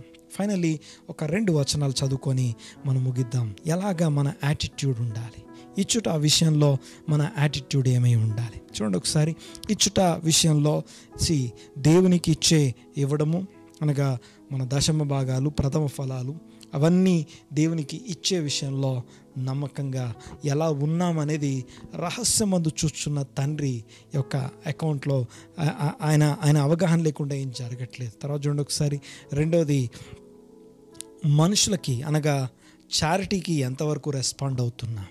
సమాజంగా చారిటీ చేయడం వేరు, వ్యక్తిగతంగా చారిటీ చేయడం వేరు. దేవునికి ఇచ్చేటప్పుడు ఎంత స్ట్రాటజిక్గా, అనగా దేవునికి ఇచ్చే విషయంలో మనం కొన్ని స్ట్రాటజీస్ కలిగి ఉంటాం. నా దశమ భాగం దేవుంది, నా ప్రథమ ఫలము దేవుంది, లేకపోతే నా రాబడి అంతట్లో ఈ భాగం దేవుంది, సంఘంలో పలానా ఏరియా నాది అని ప్రామిస్డ్, అనగా ఈ ఏరియా నేను చూసుకుంటాను, ఈ ఏరియాకి నేను బాధ్యత వహిస్తానని చెప్పి తీసుకోవడం మనం చూస్తాం. అయితే నా పాయింట్ ఏంటంటే, వీటన్నిటి విషయంలో ఎలాగైతే స్ట్రాటజీ ఉందో, బీదలకి ఇచ్చే విషయంలో, దట్టు ఆ యొక్క చారిటీ, ఆ యొక్క ఔదార్యంగా, ఆ యొక్క సమాజం కొరకు అవసరంలో ఉన్న వారి సహాయార్థం మనం చేసే హెల్ప్ ఏదైతుందో ఆ యొక్క సహాయము చేసే విషయంలో కూడా వి నీడ్ సమ్ స్ట్రాటజీ. అనగా మనం వాటికి సంబంధించిన ప్లానింగ్ కలిగి ఉండాలి. అది ఎలా చేయాలంట దాని గురించి మనం ఈరోజు మాట్లాడుకుంటున్నాం. కొండ మీద ప్రసంగంలో ఒక అంశంగా దీన్ని ఎత్తి చేయునప్పుడు అనే అంశంలో మొదట యేసు ప్రయారిటీ నెంబర్ 1గా దాన్ని పైన పెట్టి మాట్లాడుతున్నాడు. అంటే చాలాసార్లు విని ఉన్నారు అన్నప్పుడు ఏదేదో విని ఏదేదో అనుకొని ఎలాగో బ్రతికేసాం. ఇప్పుడు చేయునప్పుడు అనే దగ్గరికి వచ్చాం. ఏం చేస్తున్నాం అన్నప్పుడు మొట్టమొదటిది how you are handling your money. దేవుడు నీకు ఇచ్చిన సమృద్ధిని నువ్వు ఎలా వాడుతున్నావు. దేవునికి స్తోత్రం కలుగును గాక. దేవుడు నీకు ఇచ్చేదాన్ని నువ్వు ఎలా వాడుతున్నావు. దేవునికి స్తోత్రం. ఒక 2 విషయాలు మనం చూసుకొని ముగించుకుందాం. అనగా మనము ఇతరులకు ఇచ్చేటప్పుడు కూడా we need some strategy. So finally ఒక 2 వచనాలు. మొదటిది కొలస్సీ పత్రిక 3వ అధ్యాయం 23వ వచనం. కొలస్సీ పత్రిక 3వ అధ్యాయం 23వ వచనం. అది చదువుకుందాం. ఒకసారి చూడండి. ఒకసారి కొలస్సీ పత్రిక. ప్రభు వలన స్వాస్థ్యమును ప్రతిఫలముగా పొందుదుమని. ఓకే, ఒక్కసారి చూడండి. ఒకసారి ప్రభు, కొంచెం పైన చదవమా. ఎన్నో వచనం? 22వ వచనం చదవా. దాసులారా. ఓకే, చూడండి ఒకసారి 22వ వచనం. కొలస్సీ పత్రిక 3వ అధ్యాయం 22వ వచనం. దాసులారా మనుషులను సంతోషపెట్టువారైనట్టు. ఓకే, మనుషుల్ని సంతోషపెట్టడానికి కాదు కానీ, కంటికి కనబడవలనని కాక, కంటికి కనబడడం కోసం కాదు కానీ ప్రభువునకు భయపడండి. అంటే సబ్మిట్ యువర్ సెల్ఫ్. తర్వాత నెక్స్ట్, శుద్ధ అంతఃకరణ గలవారై శరీరమును బట్టి మీ యజమానులైన వారికి అన్ని విషయాల్లో లోబడి. నెక్స్ట్, ప్రభువు వలన స్వాస్థ్యమును ప్రతిఫలముగా పొందుదుము అని ఎరుగుదురు గనుక మీరేమి చేసినను అది మనుషుల నిమిత్తము కాక ప్రభువు నిమిత్తమని మనస్ఫూర్తిగా చేయుడి. మీరు ప్రభు అయిన క్రీస్తునకు దాసులై ఉన్నారు. మనమందరము క్రీస్తునకు దాసులము, స్లేవ్స్. ఆయన బానిసలము అని అర్థం. ఆ బానిసత్వంలో మనం మనుషులకు మెప్పు కోసం కాదు, కంటికి కనపడడం కోసం కాదు, ప్రభు వలన ప్రతిఫలం పొందుతాము అనే మాటని గుర్తుపెట్టుకోండి అని చెప్పి మనం క్రీస్తుకు దాసులం అని గుర్తు చేస్తున్నాడు. ఈ మాట తర్వాత లాస్ట్ అండ్ ఫైనల్ ఒక్క సినారియో చెప్పేసి నేను ఈరోజుకి ముగిస్తాను. లూకా సువార్త 17వ అధ్యాయము 7 నుండి 10 వరకు చదువుకుందాం. అందులో 10వ వచనం మాత్రమే ఒక్కసారి దాని మీద దృష్టి పెట్టేసి ఈ రోజుకి మన ఆఖరి వచన భాగం అది. లూకా సువార్త 17వ అధ్యాయము 7వ వచనం చదువుకుందాం. దున్నువాడు గాని మేపువాడు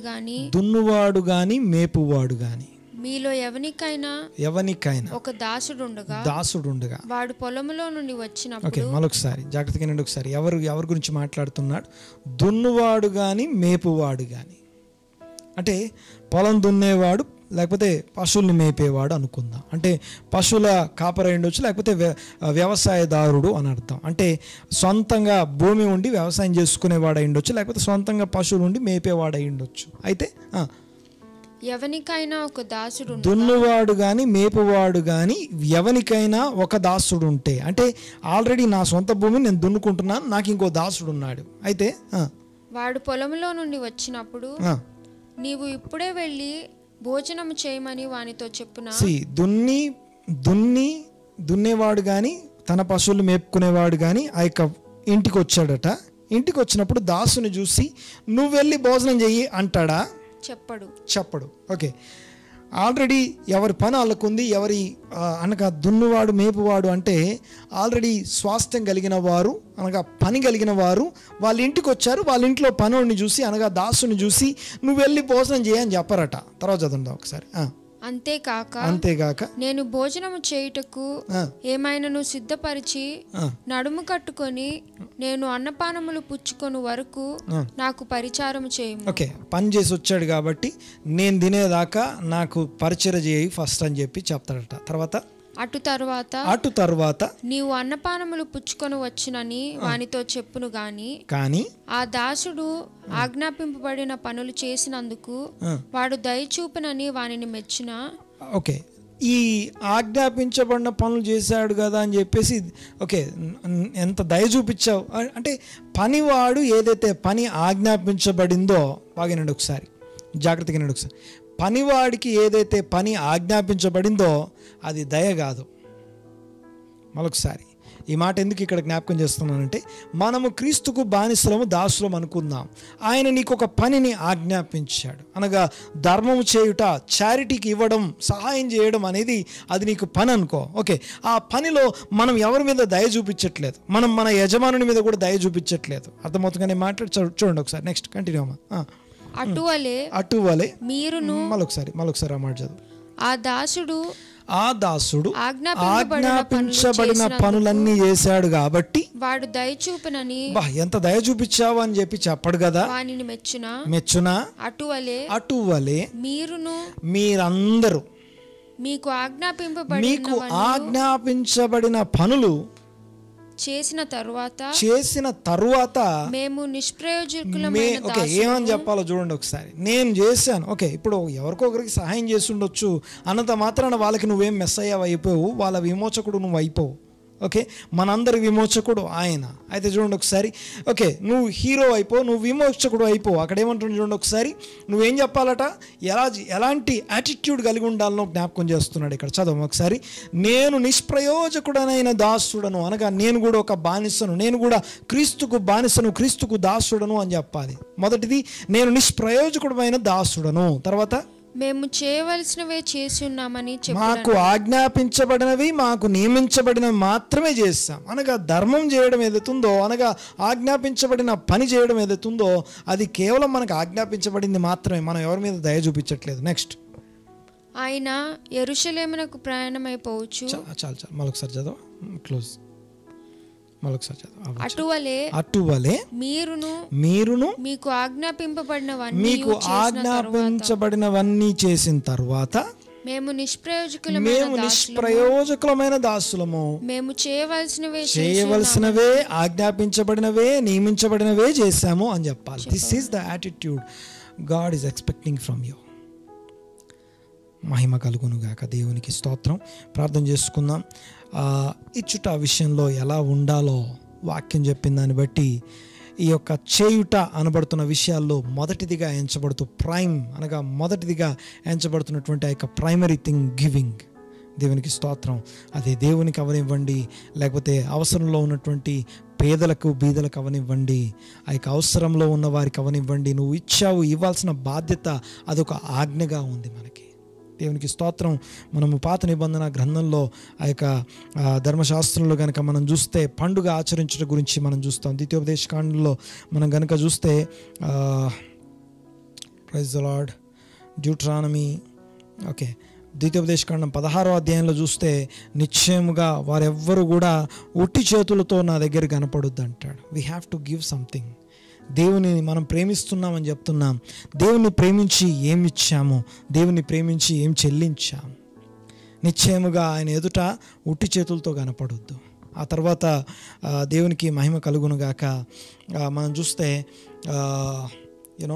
సామెతల గ్రంథము 11వ అధ్యాయం 25వ వచనంలో మనం చూస్తే ద లిబరల్ సోల్ అనే మాట మనం చూస్తాం. నువ్వు నీరు పెట్టబడితే నువ్వు నీరు పెడితే నీరు పెట్టబడతావు అనే మాట. సో దేవునికి స్తోత్రం కలుగునుగాక. ఈ యొక్క మాటలన్నిటినీ మన మనసులో తలపోసుకుంటూ మనకు నియమించబడిన దాన్ని మనం చేస్తున్నా. ధర్మం చేయుట అనేది మనకు నియమించబడిన పని, అంతేగాని మనం ఎవరి మీద దయ చూపించి మనం మెస్సయ్యాలి అవ్వట్లేదు. ప్రార్థన చేసుకుందాం, కళ్ళు మూసుకుందాం. దేవునికి ఇచ్చే విషయంలో, అవసరంలో ఉన్న వారికి దయ చూపించి ఇచ్చే విషయంలో మనము ఎంత స్ట్రాటజీ, ఎలాంటి ఉద్దేశాలు కలిగి ఉన్నామో మనని మనం పరీక్షించుకొని మారు మనసు కొరకు దేవుని సన్నిధిలో ప్రార్థన చేసుకుందాం. కళ్ళు మూసుకుందాం, ప్రార్థన చేసుకుందాం. దేవుని వాక్యం మన హృదయంలో ఎంతవరకు పనిచేస్తుందో, ఆయన సృష్టి, ఆయన దృష్టికి కనపడని సృష్టము ఏది లేదు అని ఆ యొక్క సజీవం కలిగిన వాక్యం, జీవం కలిగిన వాక్యం, రెండంచులు గల ఎటువంటి ఖడ్గం కట్టిన వాడి అనేది మన హృదయంలోని తలంపుల్లోని ఆలోచనలు పరిశోధిస్తుంది అన్న ఆ వాక్యం ఎంతవరకు పరిశోధించనిస్తున్నాము, ఎంతవరకు ఆ యొక్క వాక్యానికి మనం లోబడుతూ వాక్యానికి మన జీవితంలో, మన హృదయంలో, ఆలోచనలో, తలంపుల్లో అవకాశాన్ని ఇస్తున్నాము. దేవుడు చూస్తున్నాడు. ఆయన వలన మనం ప్రతిఫలం పొందినట్లుగా మారు మనసు పొందిన వారమై మన సహోదరులు, మన తోటి వారు, బీదలు ఎవరైతే మన పక్కనున్నారో వారిని వెక్కిరించకుండా, వారు మన సహాయం కొరకు మన పక్కన దేవుడు వారిని మనకు ఒక ఆపర్చునిటీగా ఇచ్చాడు అన్న మాటకి మనం లోబడుతూ ఇతరులకు సహాయం చేసే విషయంలో, అలాగే దేవునికి స్తోత్రం కలుగునుగాక, దేవునికి ఆయన సంఘమునకు ఇచ్చే విషయంలో మంచి స్ట్రాటజీస్ అనగా ఆలోచనలు, లెక్కలతో మనం ఆయన సన్నిధిలోకి వద్దాం, ప్రార్థన చేసుకుందాం, దేవునికి స్తుతి చెల్లిద్దాం. వందనాలు, వందనాలు, స్తోత్రం నాయన. నాతో ఏకీపించిన మీ బిడ్డలందరినీ బట్టి కృతజ్ఞత చెల్లిస్తున్నాం నాయన. శరీరానుసారమైన మనస్సేదో, ఆత్మానుసారమైన మనస్సేదో మీరు ఎరిగిన వారు, హృదయంలోని తలంపుల్లోని ఆలోచనను పరిశోధించేవారు, ఇదిగో ప్రతి ఒక్కరి తలంపులను ఎరిగిన వారు, మీకు వందనాలు తెలుస్తున్నాం. మనుషుల మెప్పు కొరకు, ఇదిగో మనుషుల ఎదుట ఘనత కొరకు చేసే ప్రతి కార్యము నుండి ఇదిగో రహస్యమందు చూస్తున్న మీ వలన కలుగు మెప్పు, మీ వలన కలుగు ప్రతిఫలమును ఆశించు వారముగా మార్చబడుటకు ఈ దినమున ఈ వాక్యం బయటికి వెళ్ళిన విధానమును బట్టి మీకు వందనాలు. ఒక్కొక్కరిని దర్శించండి, వారి వారి కుటుంబాల్లో, వారి వారి పరిస్థితుల్లో మీ వాక్య ప్రభావం చేత దర్శించమని వేడుకుంటున్నాం. మీ వాక్య ప్రత్యక్షత చేత ఒక్కొక్కరిని ఇదిగో తాకినందుకు వందనాలు చెల్లిస్తున్నాం నాయన. వారి హృదయాల్లో ఈ వాక్యము స్థిరపరచబడును గాక, ఈ వాక్యము వారి హృదయాల్లో ఇదిగో లోబడినట్లుగా, మీ అందరి భయభక్తులు మరింత ఇదిగో రెట్టించున్నట్లుగా ఇదిగో ఒక్కొక్కరికి సహాయం దయచేయమని ప్రార్థిస్తున్నాం. క్రీస్తునకు దాసులమైన మేమందరము మీకు భయపడి ఇదిగో మీ నిమిత్తం చేయుటకు కృప దయచేయండి నాయన. స్తోత్రం చెల్లిస్తున్నాం. మా ఆలోచన విధానాన్ని పరీక్షించినందుకు మీకు వందనాలు, మా ఆలోచనలను పరిశోధించినందుకు మీకు వందనాలు. స్తోత్రము, స్తోత్రం నాయన, మీకు వందనాలు.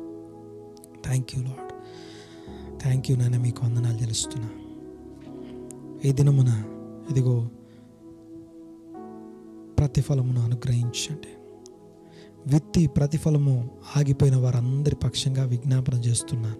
ఒక్కసారి వారు చేసినటువంటి ఆ కనికరము చొప్పున వారికి ఇదిగో దయ చూపించమని వేడుకుంటున్నాం. మీ సహాయము దయచేయండి. వారు ఎదురు చూస్తున్న కార్యాల్లో వారిని సఫలపరచమని అడుగుతున్నాం నాయన. స్తోత్రం, స్తోత్రం, స్తోత్రం నాయన, మీకే వందనాలు చెల్లిస్తున్నాం. సమస్త ఘనత, మహిమ, ప్రభావం మీకే ఆరోపిస్తున్నాం.